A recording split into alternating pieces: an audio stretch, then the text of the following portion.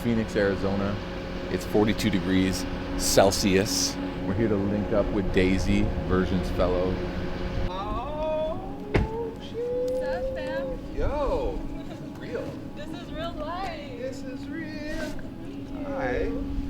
I work in Mesa and used to live close to work. It was about 5 minutes from the courthouse, but it wasn't that good of an area. I would hear gunshots in the middle of the night type of thing. So eventually I just had to come to like a more white affluent neighborhood, which is Gilbert. You could tell there's money spent here in the neighborhoods. And so, yeah, eventually I just had to move farther away from my work in order to live, I guess, in peace. There are some cool hiking trails. Yeah. Yeah, really cool ones. But I have been to a mountain back home in Yuma, southern Arizona, where I'm originally from. It's like Mesa. It's super Mexican. But you could tell there's like a Latino presence there. It's right by the border, so it's just the vibe. But it's also like, I've mentioned it before too, you know, it's not just like one culture. It's not just Latinos. It's like a mixture. It's a melting pot.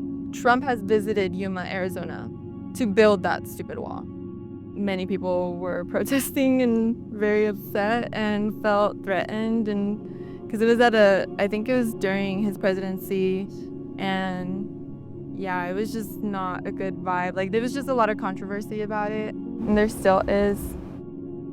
The key to my worry is that in the juvenile judicial system in Arizona, we are tasked with and we identify our purpose and mission as rehabilitating juveniles who have committed delinquent acts. And rehabilitate is usually done through one way or another, depending on, you know, each case and each scenario and each individual. In knowing that we're here to rehabilitate families and juveniles and give them the treatment and services that they deserve, it's oftentimes policies getting in the way of those treatment services, which is quite unfortunate because it's a lot more than just giving help. It's families and kids who really need the help, probably more than anyone else. Well, I think many people and professionals in the criminal justice system and the medical field as well, I think we would all agree that mental health resources here in Arizona are depleted.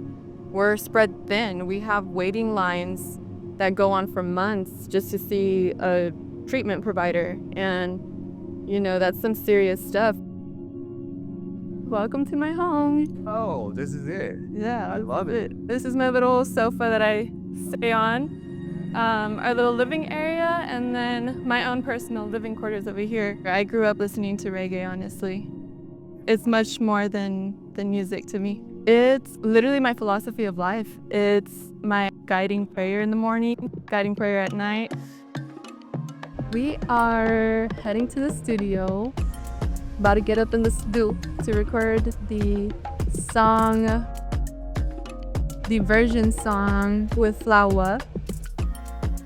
We are here.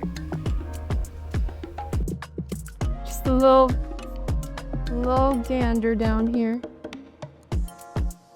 Ah, yeah. This is it. Cool. Daisy. Hi, howdy. Hello, Daisy. Nice to meet you.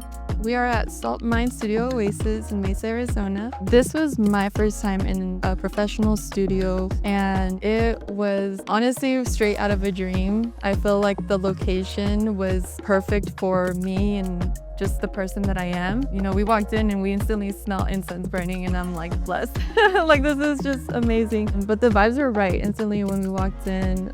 Even the nature scene outside, which is what I was kind of looking forward to. I'm very attuned with nature. It was just kind of surreal, but it was also like I was very grounded and present in the moment. 1, 2, 3, 4.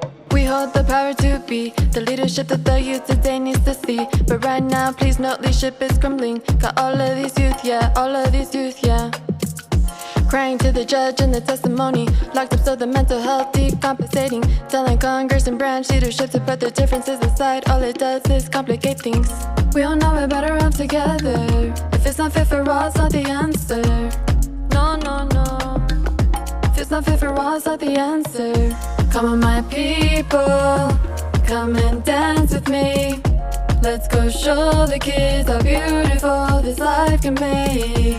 Come on, my people, build community. When we collaborate, we are better functioning. My song is a real-life depiction of the instances of racism and discrimination that I see here in Arizona. I'm drawing from real-life experiences. Even the outro when I'm speaking about like the unsheltered dying on our roads in the summer, like that's a real thing. So I think it's my song is just trying to show people that we have these atrocities in our society still, but at the same time, I also want to empower our community to know that we have the power within us to be the leadership that the youth needs to see.